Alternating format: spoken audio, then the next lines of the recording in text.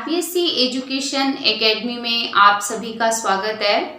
आज मैं आपको कक्षा 10 का जो चौथा पाठ है जयशंकर प्रसाद द्वारा रचित आत्मकथ्य, इसका अध्ययन करेंगे। सर्वप्रथम हम कवि परिचय पढ़ते हैं। ये पद्य भाग के अंतर्गत है, गद्य भाग हम पूरा कर चुके हैं, तो आप उनको ध्यानपूर्वक पढ़ें और अपने जो प्रश्न है उनको सॉल्व करें। आज हम पढ़ते हैं पाठ 4 जयशंकर प्रसाद। कवि जयशंकर प्रसाद हिंदी के श्रेष्ठ कवियों में गिने जाते हैं। छायावादी कवियों में प्रसाद का नाम बहुत ही ऊंचा है। यानी जब हम छायावाद की बात करते हैं तो सुमित्रा नंदन पंत, सूर्यकांत त्रिपाठी निराला, महादेवी वर्मा और जयशंकर प्रसाद, इन चारों को छायावाद का आधार स्तंभ माना जाता है। उनके काव्य में छायावादी युग की सभी प्रवृत्तियों का बड़ा सफल अंकन हुआ है। उन्होंने अपने काव्य को सौंदर्य एवं प्रेम से विभूषित कर आकर्षक बना दिया है। कविवर जयशंकर प्रसाद का जन्म सन 1889 में वाराणसी में एक प्रतिष्ठित परिवार में हुआ था। कब हुआ? 1889 में। कौन से परिवार में हुआ? एक प्रतिष्ठित। और कहाँ हुआ? वाराणसी। उनके पिता का नाम देवी प्रसाद था। काशी के प्रसिद्ध क्वींस कॉलेज में वे पढ़ने गए, परंतु परिस्थितियां अनुकूल न होने के कारण वे 8वीं से आगे नहीं पढ़ सके। उन्होंने बाद में घर पर ही संस्कृत, हिंदी, फारसी का अध्ययन किया। जयशंकर प्रसाद का निधन सन 1937 में हो गया। साहित्यिक परिचय देखिए। उनकी प्रमुख काव्य कृतियां चित्राधार, झरना, कानन कुसुम, आंसू, लहर और कामायनी है। आधुनिक हिंदी की श्रेष्ठतम काव्य कृति कामायनी पर उन्हें मंगला प्रसाद पारितोषिक मिला है। वे कवि होने के साथ साथ सफल गद्यकार भी थे। अजातशत्रु, स्कंदगुप्त, चंद्रगुप्त और ध्रुव स्वामिनी उनके प्रसिद्ध नाटक हैं। कंकाल, तितली और इरावती उनके प्रसिद्ध उपन्यास हैं। आकाशद्वीप, इंद्रजाल और आंधी उनके कहानी संग्रह है। इसके बाद में साहित्यिक विशेषताएं देखिए। प्रसाद जी के साहित्य में जीवन की कोमलता, माधुर्य है और साथ ही साथ शक्ति भी है और औज भी है। छायावादी कविता की अतिशय काल्पनिकता और सौंदर्य के प्रति अति सूक्ष्म चित्रण के साथ साथ प्रकृति प्रेम, देश प्रेम और शैली की लाक्षणिकता उनकी कविता की प्रमुख विशेषताएं रही है। इतिहास और दर्शन में उनकी गहरी रुचि उनके साहित्य में स्पष्ट दिखाई देती है। प्रसाद की भाषा अत्यंत सशक्त है। संस्कृतनिष्ठ खड़ी बोली का परिपक्व रूप उनकी रचनाओं में मिलता है। उनके काव्य में सौंदर्य, यौवन, प्रेम, विरह एवं वेदना का सुंदर चित्रण प्रस्तुत हुआ है। अब हम उनके द्वारा रचित जो आत्मकथ्य कविता है उसका अध्ययन करेंगे। वो अध्ययन करने से पूर्व हम इसके जो कुछ महत्वपूर्ण शब्दार्थ हैं उनको देखेंगे। देखिए, मधुप यानी भंवरा, लेकिन इस पाठ में आत्मकथ्य है यानी अपनी कथा कह रहा है कवि, तो है मन रूपी भंवरा। गुनगुन, भोरे का स्वर, घनी या घना, अधिक, अनंत नीलिमा, सीमाहीन विस्तार, असंख्य, अनेक, व्यंग्य, मलिन, खराब ढंग से निंदा करना, उपहास, मजाक, दुर्बलता, कमजोरी, गागर रीति यानी गागर मतलब घड़ा और रीति मतलब खाली, तो खाली घड़ा। उसके बाद में देखिए इधर विडंबना, धोखा, मुस्कुराकर, मुस्कुराकर, उज्जवल, पवित्र, गाथा, कथा, स्वप्न, सपना, आलिंगन, बाहों में भरना, अरुण कपोलों यानी लाल गाल, मतवाली, मदहोश करने वाली, पंथ, रास्ता, कंथा, गुदड़ी को कहते हैं, पथिक, यात्री, सीवन, सिलाई, व्यथा, पीड़ा। अब देखिए पाठ को पढ़ेंगे हम कविता को। मधुप गुनगुनाकर कह जाता कौन कहानी यह अपनी, मुरझाकर गिर रही पत्तियां देखो कितनी आज घनी। इस गंभीर अनंत नीलिमा में असंख्य जीवन इतिहास, यह लोग करते ही रहते हैं अपना व्यंग्य मलिन उपहास। तब भी कहते हो कह डालूं दुर्बलता अपनी बीती, तुम सुनकर सुख पाओगे देखोगे यह गागर रीति। यानी जब हम इसका सह प्रसंग लिखेंगे तो कैसे लिखेंगे कि प्रस्तुत कविता हमारी पाठ्य पुस्तक कक्षा 10 के क्षितिज भाग 2 के प्रथम खंड पद्य के अंतर्गत छायावादी कवि जयशंकर प्रसाद द्वारा रचित आत्मकथ्य नामक कविता से अवतरित है।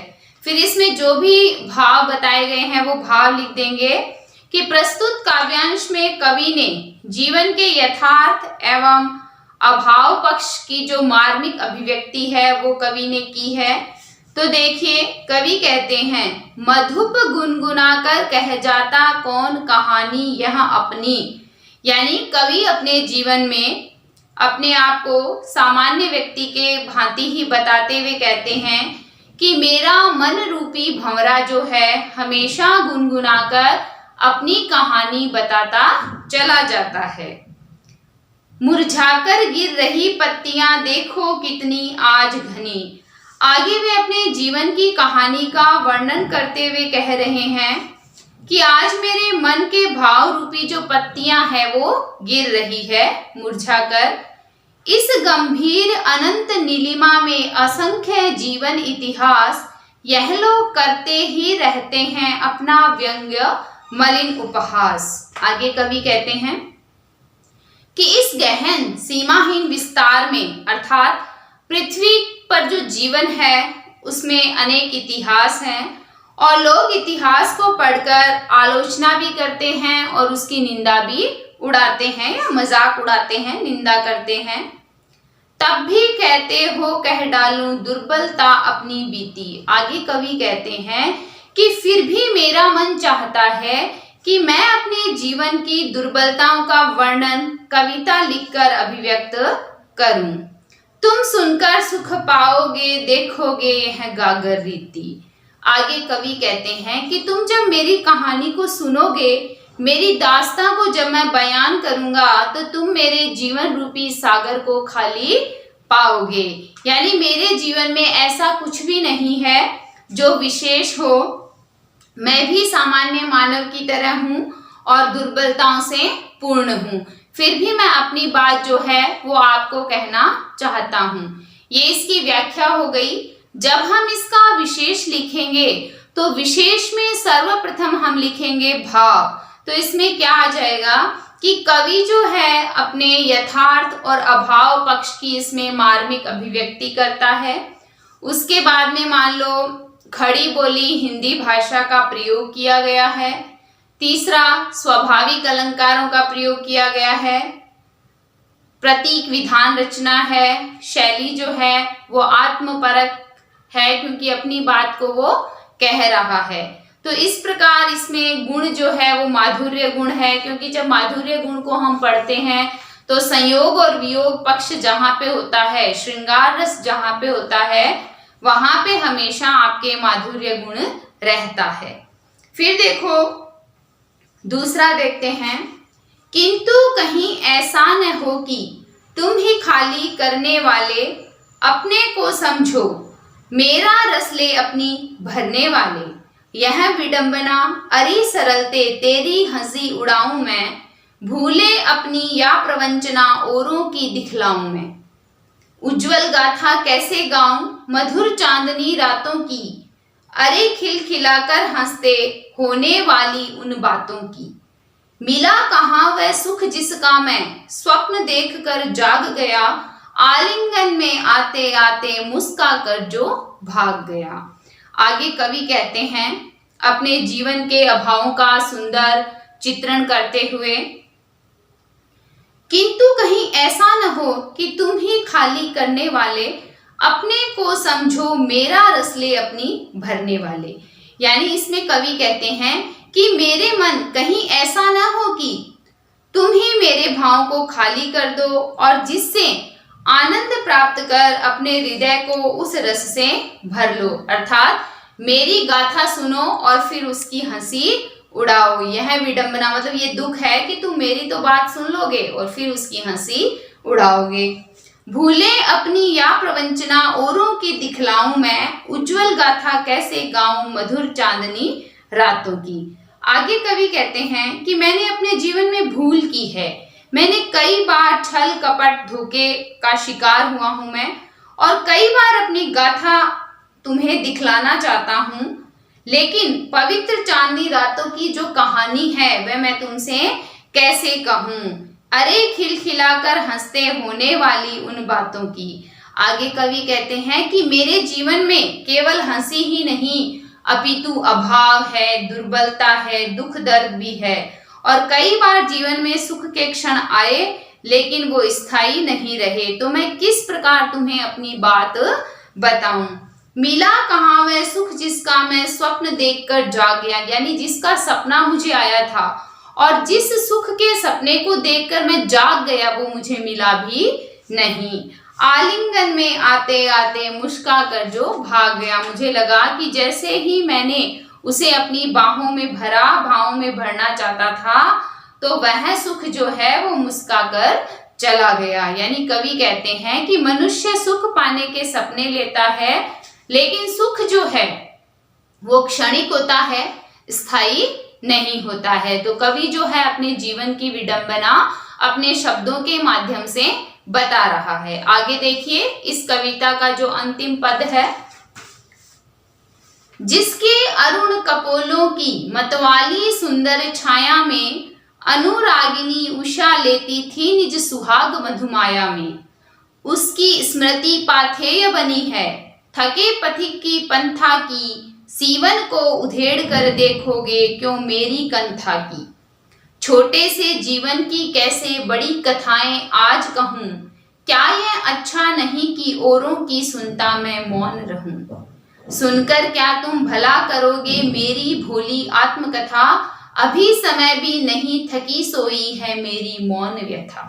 आगे इसमें कवि कहते हैं अपनी मधुर यादों को अपने जीवन जीने का संबल मानकर कि उनके सहारे वो अपना जीवन यापन करते हैं, मतलब अपनी पत्नी की ओर संकेत करते हुए कवि कहते हैं, जिसके अरुण कपोलों की मतवाली सुंदर छाया में, यानी जिसके लाल गालों की मदहोश करने वाली छाया में अनुरागिनी उषा लेती थी निज सुहाग मधुमाया में, कि प्रेम भरी भोर होती थी और सुहाग के साथ मधुर मिलन के क्षण में ही मेरी याददाश्त थी, यानी वह मेरी यादों में थी।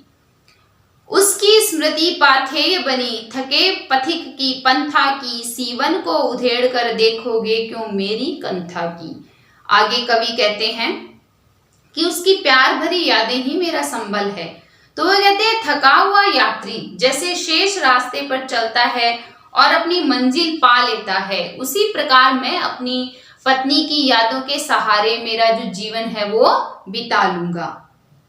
आगे कवि कहते हैं मेरा जो जीवन है वो अभावग्रस्त है, सीवन को उधेड़ कर देखोगे क्यों मेरी कंथा की, छोटे से जीवन की कैसे बड़ी कथाएं आज कहूं। आगे कवि कहते हैं कि तुम मेरे जीवन की जो सीवन है उसको उधेड़ कर क्यों रखना चाहते हो, अर्थात जीवन के जो यथार्थ है उसकी तह को क्यों जानना चाहते हो, क्योंकि मेरा जो जीवन है वो अभावग्रस्त है, एक तरीके से तहस नहस ही है। क्या यह अच्छा नहीं कि औरों की सुनता मैं मौन रहूं। क्या ये अच्छी बात नहीं है कि सब मुझे अपनी बातें बता दे और मैं सुनकर अपनी बात ना बताऊं, मौन रहूं। सुनकर क्या तुम भला करोगे मेरी भोली आत्मकथा। वो कहते हैं यही मेरे लिए अच्छा है कि मैं औरों के जीवन का तो वृतांत सुनूं और स्वयं मौन रहूं, क्योंकि तुम मेरी भोली भाली सरल आत्मकथा जानकर क्या करोगे। यानी यदि तुम्हें मेरी आत्मकथा का पता भी लग गया तो तुम कर क्या सकते हो। अभी समय भी नहीं, थकी सोई है मेरी मौन व्यथा।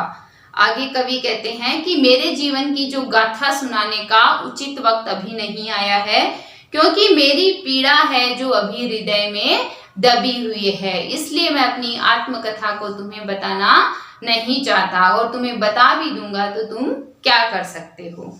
तो इसके देखो मान लो छोटे क्वेश्चन बनते हैं कि कवि आत्मकथा लिखने से क्यों बचना चाहता है। तो यदि आपने इस पाठ को सही ढंग से पढ़ा है तो आप इसका उत्तर दे सकते हैं।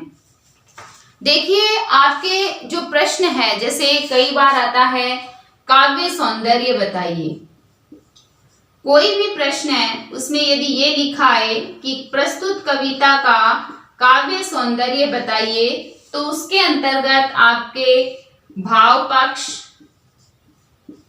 और कला पक्ष ये दोनों आएंगे।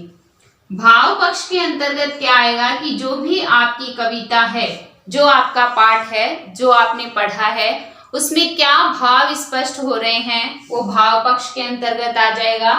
कला पक्ष के अंतर्गत आपके शिल्प की जो विशेषताएं आती है, जैसे भाषा किस प्रकार की है, अलंकार कौन से हैं, शब्द किस प्रकार के हैं, गुण कौन से हैं, रस कौन से हैं, शैली किस प्रकार की है, इन सारे प्रश्नों के जो उत्तर हैं वो आपके कला पक्ष के अंतर्गत आ जाएंगे। तो जहां सिर्फ काव्य सौंदर्य की बात आती है वहां आपको भाव पक्ष और कला पक्ष दोनों लिखना पड़ता है। तो आज हमने जयशंकर प्रसाद द्वारा रचित आत्मकथ्य कविता का अध्ययन किया है। कल हम अपने नए वीडियो के साथ आपके समक्ष फिर उपस्थित होंगे। आप सभी मेरे चैनल को लाइक, शेयर, सब्सक्राइब करें, बेल आइकन दबाना ना भूलें। धन्यवाद।